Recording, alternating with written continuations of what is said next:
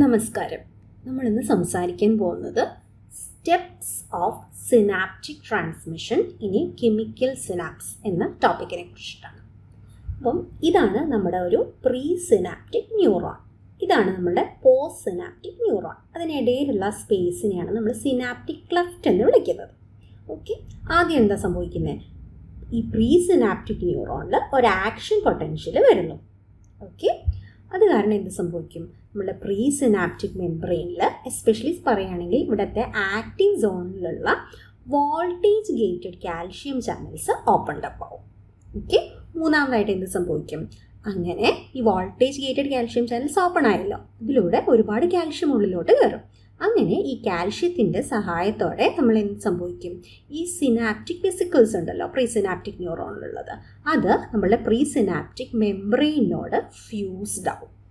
ഇവിടെ സിനാപ്റ്റോബ്രെവിൻ, സിംടാക്സിൻ എന്ന ഈ പ്രോട്ടീൻസും കൂടി ഇതിന് ഹെൽപ്പ് ചെയ്യുന്നുണ്ട്. ഓക്കെ, പിന്നീട് എന്ത് സംഭവിക്കും? ഈ കാൽഷ്യത്തിൻ്റെ സഹായത്തോടെ, കാൽഷ്യം മീഡിയേറ്റ് എക്സോസൈറ്റോസിസ് എന്നുള്ളതാണ് ഇവിടുത്തെ പ്രോസസ്സ്. അതുമൂലം നമ്മുടെ സിനാപ്റ്റിക് വെസിക്കിൾസിലുള്ള ന്യൂറോ ട്രാൻസ്മിറ്റേഴ്സ് ഈ സിനാപ്റ്റിക് ക്ലെഫ്റ്റിൽ റിലീസാവുന്നു. ഈ റിലീസായ ഈ ന്യൂറോ ട്രാൻസ്മിറ്റേഴ്സ് നമ്മളുടെ പോസ്റ്റ് സിനാപ്റ്റിക് മെംബ്രെയിൻ്റെ മേലെയുള്ള റിസപ്റ്റർ പ്രോട്ടീനോട് പോയിട്ട് അറ്റാച്ച് ചെയ്യും. ഈ റിലീസ് ചെയ്ത ഈ ന്യൂറോ ട്രാൻസ്മിറ്റർ എക്സൈറ്റേറ്ററി ആണെന്ന് വിചാരിക്കും. ഫോർ എക്സാമ്പിൾ അസ്പാർട്ടേറ്റ് ഒക്കെ ആണെങ്കിൽ എന്ത് സംഭവിക്കും? ഈ പോസ്റ്റ് സിനാപ്റ്റിക് മെംബ്രെയിനിലുള്ള സോഡിയം ചാനൽസ് ആണ് ഓപ്പൺ അപ്പ് ആവുന്നത്.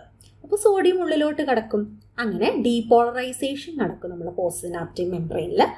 EPSP എന്ന് പറയുന്നത് ഉണ്ടാവും. ഈ EPSPയുടെ ത്രഷോൾഡ് വളരെ കൂടുതലാണെന്ന് വയ്ക്കും.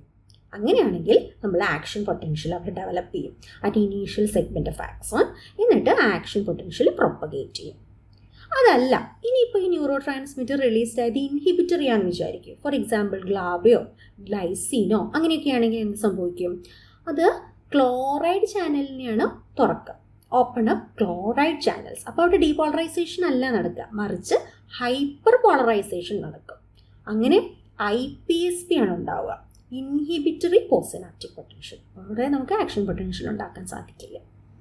ഇനി എന്താണ് നമ്മളുടെ ഈ സിനാപ്റ്റിക് ക്ലെഫ്റ്റിലെ ബാക്കിയുള്ള ഈ ന്യൂറോ ട്രാൻസ്മിറ്റേഴ്സിൻ്റെ അവസ്ഥ?